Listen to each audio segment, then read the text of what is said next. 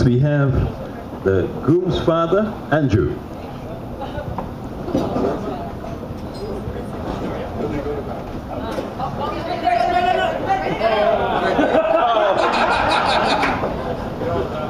You are running away from me.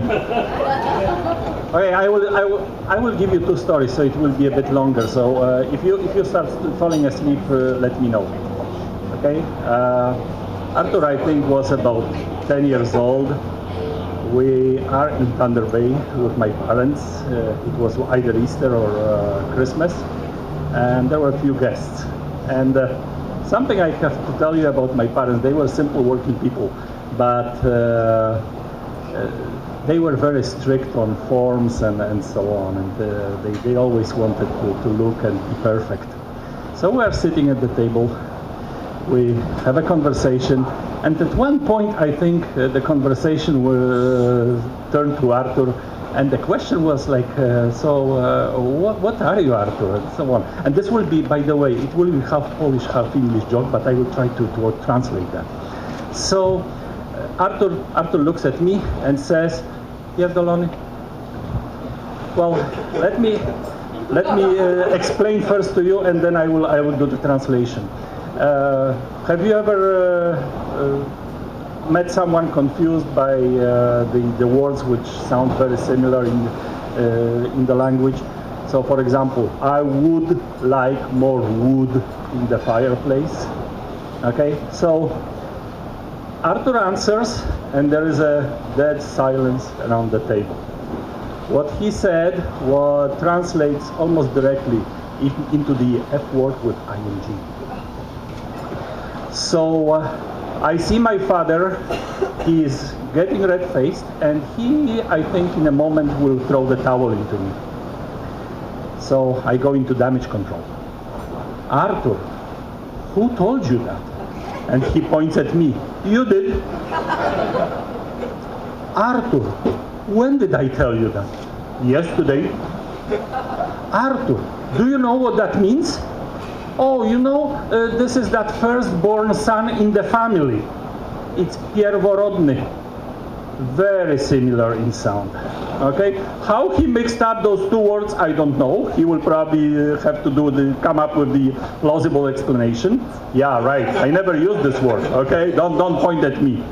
Another story, and Andrew can probably relate this to one of their common past. They were playing hockey, and not in the same team. Arthur was put, that was his first year, Arthur was put to play in the center forward. I guess his coach figured out that that's the position in which he will make least damage to his own team, right? So center forward, he is expected to score, and there is one game coming, no score, and another game, no score, and another game, and no score. And he had this coach, Mike, I guess was his name, and the guy was used to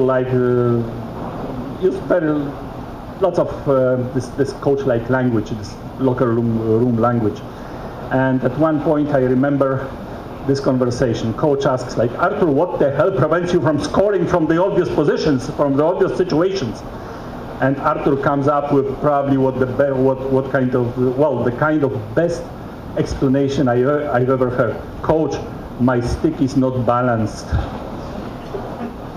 Karley, today you are getting a very balanced guy. Okay. What can I say? Well, good luck. I'm really happy today. My eyes went wet a couple times, more than once, and that doesn't happen very often. So good luck.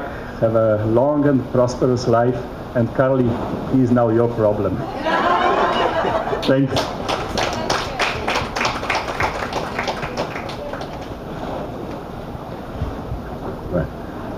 Up next, we're going to have Kinga. She's one of the bridesmaids.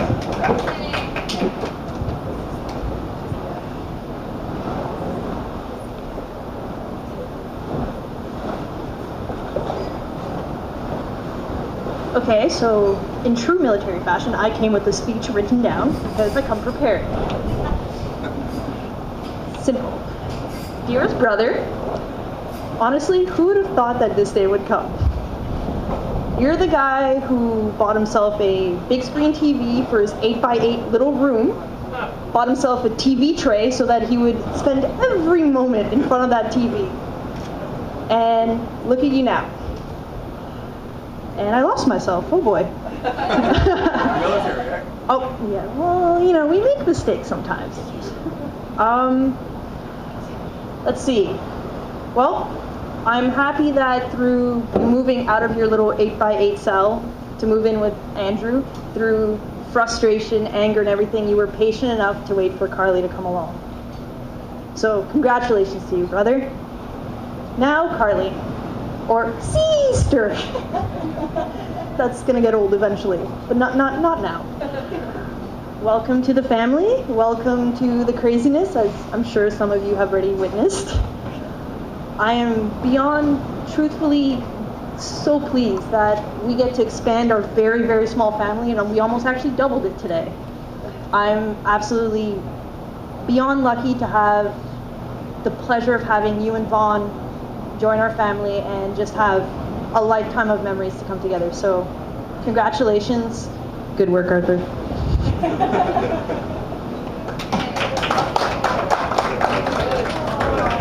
Okay, we'll now hear from Greg.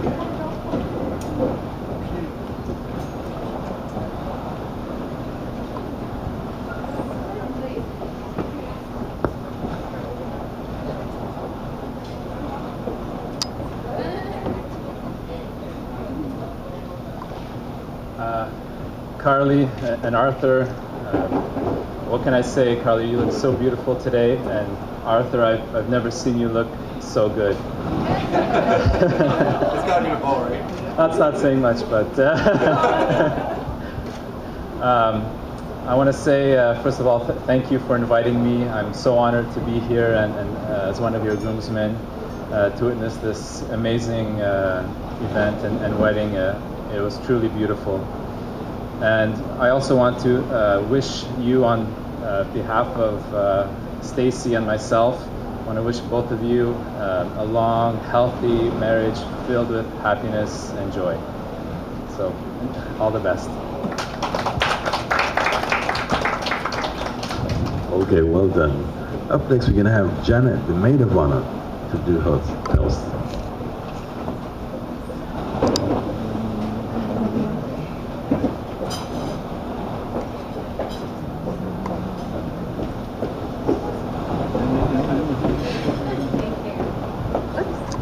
Thank you. So I definitely couldn't memorize all this. I know you wanted me to keep it under a minute, but there was no way that's possible. Hi everyone, as you probably already know, I'm Janet, I'm Karley's maid of honor. I'm going to try my best not to bawl my eyes out through the whole speech. I'm so thrilled to be here celebrating the marriage of my best friend and her lovely beau. Karley and I met in high school, had a few classes together, and participated in our high school music department together. We became friends, however, during a school trip to Florida in grade 10. There commenced our solid friendship, which is still as strong as ever today. We've grown close over the last 11 years, so much so that I consider her my sister. And it brings me great joy to see my friend so happy, as that is all I would ever want for her. Arthur, you found a loyal one. This is what I love most about Karley, her dependability as my best friend. I know she'll always be there for me when I need her, and Arthur, she will do the same for you too. Now, what I love about the groom the most, aside from his hilarious and contagious giggle that is so distinctly his, I love his dedication to Karley and his genuine love for Vaughn, as if he were his own. So also I'd like to thank everybody for being here to celebrate this lovely marriage, everything from the arrangements and our place to stay and all the activities. It's been beautiful, really. So congratulations to you both, and may you enjoy a lifetime of happiness, love, success, adventure, and unity as you become a family. Well done. Now it's time for Andrew, the best man.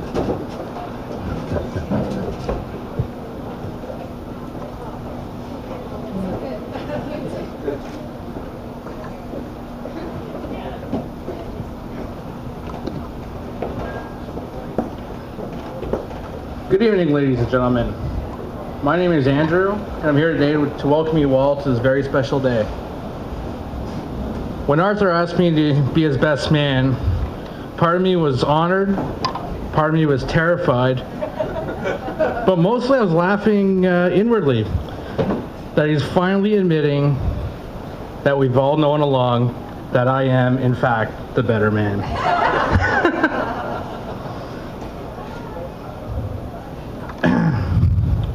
I've never been a best man. I had to do some research on my duties. I found I had 3 important tasks to do. 1, get to the venue on time. 2, look presentable. And 3, make sure he was clean cut and sober. Given how nervous he was this morning, the sober part was only a minor miracle. As for the rest, well, I got him here on time. You're welcome.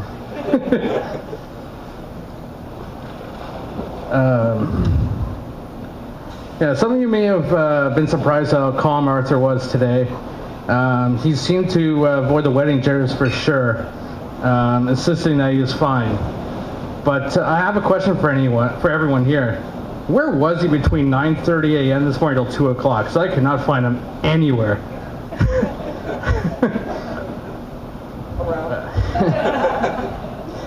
I've known Arthur for over 15 years now, and we've come a long way over the years.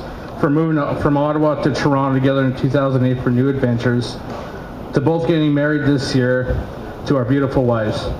Karley, congratulations.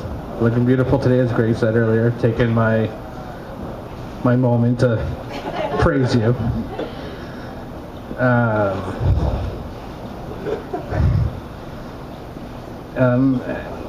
As those of you know,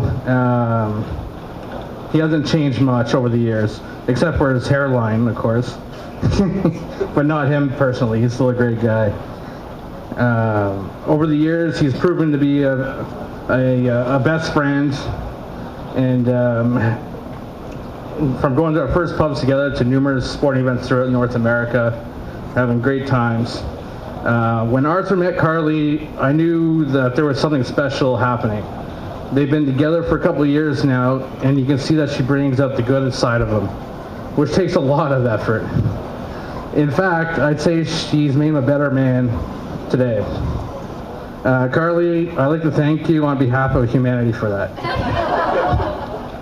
So to wrap this up, I'd just like to say that marriage is about finding someone you can live with. It's not about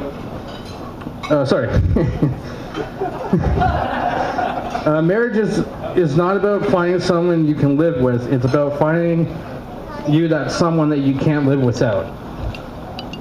So if everyone would like to welcome me in the toast, as I don't have a drink, to the new Mr. and Mrs. Gołębiowski, Arthur and Karley, may your love be modern enough to survive these times and old-fashioned enough to last forever. Ladies and gentlemen, the bride and groom. Thanks, Andrew.